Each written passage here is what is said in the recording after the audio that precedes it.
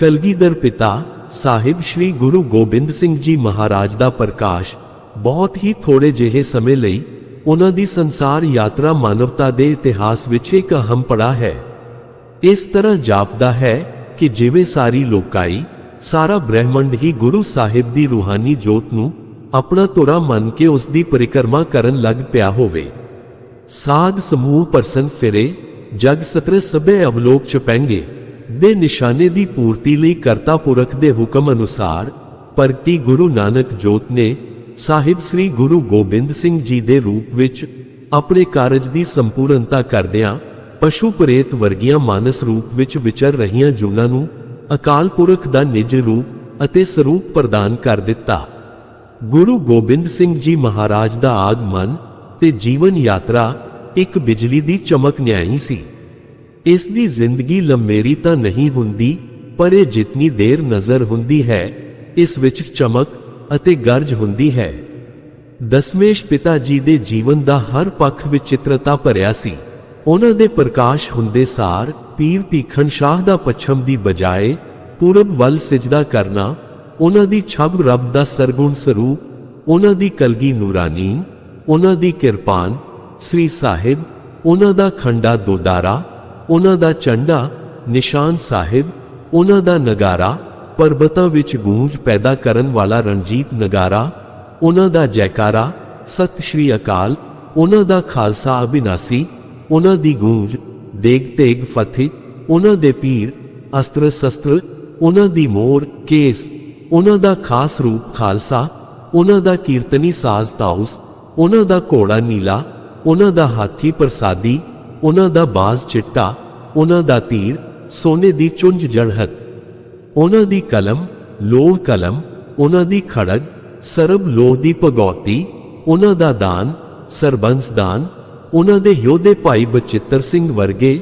ਉਹਨਾਂ ਦੇ ਸੰਗਰਾਮ ਧਰਮ ਯੁੱਧ, ਉਹਨਾਂ ਦਾ ਚਾਅ ਸ਼ਸਤਰਨ ਸਿਓ ਜੂਝ ਮਰਨ ਦੀ ਲਾਲਸਾ, ਉਹਨਾਂ ਵੱਲੋਂ ਮੋੜੀ ਹੋਈ ਭਾਜੀ ਭਾਈ ਕਨਈਆ ਜੀ, ਉਹਨਾਂ ਦੇ ਪੰਜ ਪਿਆਰੇ ਸਿਰ ਧਰ ਤਲੀ ਤੇ ਰੱਖ ਪ੍ਰੀਤਮ ਦੀ ਗਲੀ ਤੇ ਤੁਰਨ ਵਾਲੇ, ਉਹਨਾਂ ਦੇ ਮੁਕਤੇ ਆਪਣੇ ਲਹੂ ਨਾਲ ਬੇਦਾਵਾ ਪੜਵਾਉਣ ਵਾਲੇ, ਉਹਨਾਂ ਦਾ ਸਿੱਖ ਦੇ ਬਿਰਧ ਬਾਣੇ ਦੀ ਪੈਜ, ਸਿੱਖ ਅਤੇ ਬਦਕਾਰੀ ਵਿਚਕਾਰ ਚੱਟਾਨ ਵਾਂਗ ਖੜ ਜਾਣਾ, ਉਹਨਾਂ ਦਾ ਵਿਖੜੇ ਸਮੇਂ ਦੀ ਸਦਾ ਮਿੱਤਰ ਪਿਆਰੇ ਨੂੰ ਹਾਲ ਮੁਰੀਦਾਂ ਦੀ ਗੂੰਜ, ਉਹਨਾਂ ਦਾ ਸ਼ੁਕਰਾਨਾ ਚਾਰੇ ਸਾਹਿਬਜ਼ਾਦੇ ਸ਼ਹੀਦ ਕਰਵਾ ਕੇ ਕਹਿਣਾ, ਇਨ ਪੁੱਤਰਨ ਕੇ ਸੀਸ ਪੇ, ਉਹਨਾਂ ਦੀ ਕੁਰਬਾਨੀ ਦੀ ਇੰਤਹਾ, ਪਿਤਾ ਦੇ ਕੇਵਲ ਸੀਸ ਦਾ ਸੰਸਕਾਰ, ਵੱਡੇ ਸਾਹਿਬਜ਼ਾਦਿਆਂ ਦੇ ਕੇਵਲ ਸਰੀਰਾਂ ਦੇ ਦਰਸ਼ਨ ਅਤੇ ਛੋਟੇ ਸਾਹਿਬਜ਼ਾਦਿਆਂ ਮਾਤਾ ਗੁਜਰੀ ਦੀ ਸ਼ਹਾਦਤ ਦਾ ਸਿਰਫ ਸੁਨੇਹਾ ਹੀ ਪ੍ਰਾਪਤ ਹੋਣਾ, ਉਹਨਾਂ ਦਾ ਸਰਬੰਸ ਪਰਿਵਾਰ ਲੇਖੇ ਲਾਉਣ ਦੇ ਬਾਅਦ ਅਕਾਲ ਪੁਰਖ ਨੂੰ ਮੁਖਾਤਬ ਕਰਨਾ, ਉਹਨਾਂ ਦਾ ਜਫਰਨਾਮਾ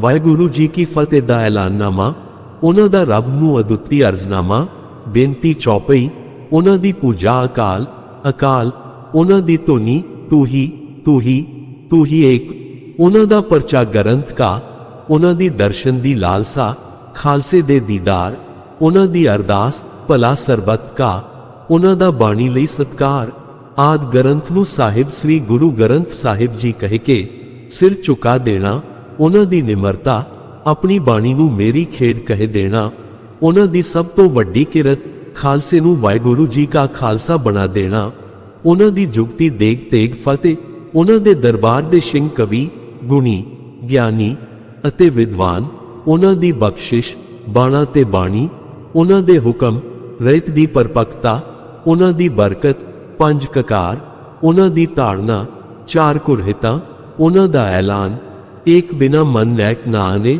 ਉਹਨਾਂ ਦਾ ਵਾਰਸ ਅਤੇ ਵਿਰਾਸਤ ਸਤਿ ਸ੍ਰੀ ਅਕਾਲ ਪੁਰਖ ਜੀ ਕਾ ਖਾਲਸਾ, ਉਹਨਾਂ ਦੀ ਆਤਮਾ ਗੁਰੂ ਗ੍ਰੰਥ ਵਿੱਚ, ਉਹਨਾਂ ਦਾ ਸਰੀਰ ਗੁਰੂ ਪੰਥ ਵਿੱਚ ਹੈ। ਉਹ ਮਾਲਕ ਦੋਹਾਂ ਜਹਾਨਾਂ ਦਾ, ਸਭ ਵਚਿਤ੍ਰਮਈ ਸਭ ਵਚਿੱਤਾ ਸਭ ਵਚਿਤ੍ਰਤਾ ਭਰਪੂਰ, ਐਸੋ ਕੌਣ ਬਲੀ ਕਰੇ। ਐਸੇ ਗੁਰਦੇਵ ਬਾਰੇ ਇਹੋ ਹੀ ਕਿਹਾ ਫਬਦਾ ਹੈ, ਸੁਪਨ ਚਰਿਤ੍ਰ ਚਿਤ ਬਾਨਕ ਬਨੇ, ਬਚਿਤ੍ਰ ਪਾਵਨ ਪਵਿੱਤਰ ਮਿੱਤਰ ਆਜ ਮੇਰੇ ਆਏ ਹੈ। ਇਸੇ ਲਈ ਤਾਂ ਸ਼ਾਇਰੇ ਮਸਰ ਕਲਾਮਾ ਇਕਬਾਲ ਨੇ ਵੀ ਗੁਰੂ ਦੇ ਉਮਤ ਖਾਲਸੇ ਦੀ ਉਪਮਾ ਕਰਦਿਆਂ ਕਹੇ ਹੀ ਦਿੱਤਾ ਸੀ ਕਿ ਇਸ ਦੀਆਂ ਅਦਾਵਾਂ ਲਟ ਬੌਰੂ ਫਕੀਰਾਂ ਵਰਗੀਆਂ ਅਤੇ ਇਸ ਦਾ ਜਲਾਲ ਬਾਦਸ਼ਾਹਾਂ ਵਰਗਾ ਹੈ। ਇਹ ਗੁਰੂ ਦੇ ਸਿੱਖ ਤਲਵਾਰਾਂ ਦੀ ਛਾਂ ਥੱਲੇ ਪਲਦੇ ਹਨ। ਕਲੰਦਰਾਨਾ ਅਦਾਏ ਸਿਕੰਦਰਾਨਾ ਜਲਾਲ ਇਹ ਉਤੇ ਹੈ ਬਰਹਿਨਾਨ ਸ਼ਮਸ਼ੀਰੇ। ਇਸੇ ਤਰ੍ਹਾਂ ਚੰਦ ਸਤਰਾਂ ਵਿੱਚ ਹੀ ਹਕੀਮ ਮਿਰਜ਼ਾ, ਅੱਲਾ ਯਾਰ ਖਾਂ ਜੋਗੀ, ਰਹਿਮਾਨੀ ਕਲਗੀਧਰ ਪਿਤਾ ਦੇ ਇਸ ਬਚਿੱਤਰ ਨਾਟਕ ਦਾ ਵਰਣਨ ਕਰਦੇ ਹਨ। करतार की सुगंध है, नानक की कसम है, जितनी पी हो गोबिंद की तारीफ वो कम है। कलगीधर पिता सर्व कला भरपूर समर्थ गुरु हन। ओ सिख दे हल तो पलत राखे ते तिन्ना कालां दे सदा सदा सहाई गुर परमेश्वर हन। इसे ਲਈ ਤਾਂ हर सिख निता प्रति अरदास विच जाचना करदा है। 10वें पातशाह श्री गुरु गोबिंद सिंह साहिब जी सब थाई होए सहाय। उस मेहरा दे घर सतगुरु गोबिंद सिंह साहिब जी दियां अपार बख्शिशां विचों एक रहमत गुरबाणी अते साहित दा खजाना भी है। साहित दे कदरदान गुरु जी ने बेअंत कवियां नूं निवाजिया ते 52 कवियां नूं हजूरी कवि होण दा माण भी बख्शिया। इन्हां हजूरी कवियां विचों प्रमुख सन अणी राय, अमित राय, आसा सिंह, आलम, सुखा सिंह, सुदामा, सैनापति, हीर, हंसराम, कुंवरेस सिंह, नंदलाल, मदन सिंह ते मंगल। इन्हां कवियां ते विद्वानां विच कई अजिहे भी सन जो मुगल दरबार विच माण प्राप्त करते रहे सन, पर संगीत ते कोमल कलावां दी दुश्मन वक्ती सरकार दियां फिरकू अते वहिशियाना नीतियां करके इन्हां विचों कई गुरु जी दी शरण विच आ गए। इन्हां सारियां ने भी महान रचनावां रचियां हन। इन्हां नूं इकत्तर करके नाम विद्या सागर ग्रंथ प्रसिद्ध होया है। इन्हां कवियां दियां काफी रचनावां खोजियां ने प्राप्त कर लईयां हन।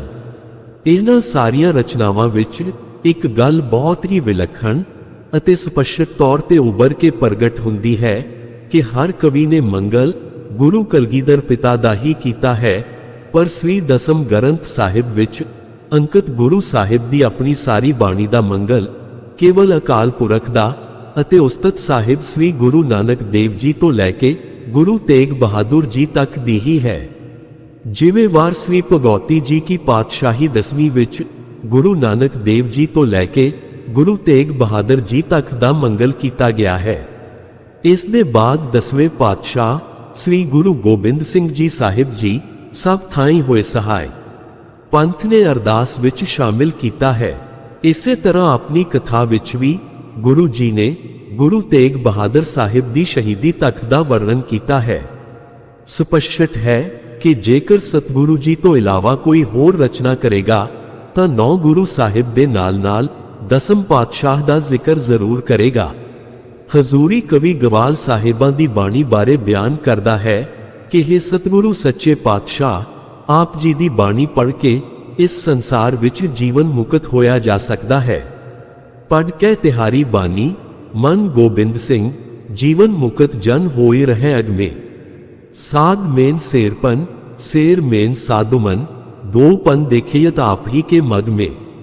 सिख जे तिहारे सब संगिया माहे सिंह पयो समर में सिंह पयो जग में। गुरु नानक देव जी दे समय विच राग केवल राग रंग हो के रह गया सी ते इस्लाम विच इसनूं हराम तक कह दिता गया। गुरु साहिब ने इस राग विच शब्द पाके कादर दी उस्तत करके इसनूं पावनता बख्शी। इसे तरह गुरु गोबिंद सिंह जी दा समां भी ਸਾਹਿਤ ਦੇ ਸ਼ਿੰਗਾਰ ਰਸ ਦਾ ਕਾਲ ਸੀ। ਸਾਹਿਤ ਵਿੱਚ 9 ਰਸ ਹੁੰਦੇ ਹਨ। ਕੋਈ ਵੀ ਕਵੀ ਕਿਸੇ ਇੱਕ ਰਸ ਵਿੱਚ ਪ੍ਰਬੀਨਤਾ ਹਾਸਿਲ ਕਰ ਸਕਦਾ ਹੈ ਜਾਂ ਵੱਧ ਤੋਂ ਵੱਧ 2 ਰਸਾਂ ਵਿੱਚ, ਪਰ ਗੁਰੂ ਗੋਬਿੰਦ ਸਿੰਘ ਜੀ ਮਹਾਰਾਜ ਦੀ ਕਲਮ ਨੇ ਰੀਤੀ ਕਾਲ ਦੇ ਸਮੇਂ ਵਿੱਚ ਵੀ 9 ਦੇ 9 ਰਸਾਂ ਵਿੱਚ ਹੀ ਸਾਹਿਤ ਦੀ ਸਿਰਜਣਾ ਕੀਤੀ।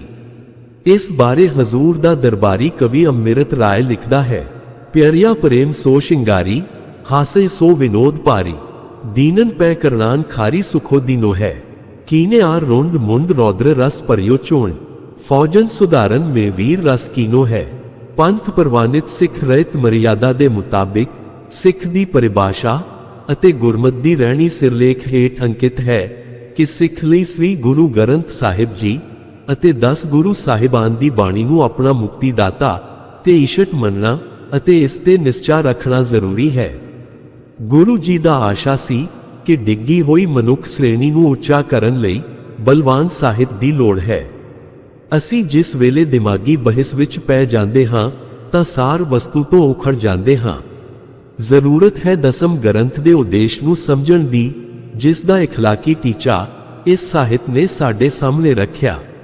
ਗੁਰੂ ਨਾਨਕ ਸਾਹਿਬ ਨੇ ਸਾਨੂੰ ਇਹੋ ਸਿੱਖਿਆ ਦਿੱਤੀ ਸੀ, 10-18 ਮੈਂ ਅਪਰੰਪਰੋ ਚੀਨੋ ਕੇ ਨਾਨਕ ਹੀ ਵੇਖ ਧਾਰੇ। ਇਸ ਦਾ ਭਾਵ ਇਹ ਹੈ ਕਿ 18 ਪੁਰਾਣਾਂ ਨੂੰ ਬੇਸ਼ੱਕ ਵਾਚੋ, ਉਹਨਾਂ ਵਿੱਚੋਂ ਰੂਹਾਨੀਅਤ ਦਾ ਤੱਤ ਜੋ ਅਪਰੰਪਰ ਹੈ ਉਸ ਨੂੰ ਪਛਾਣੋ।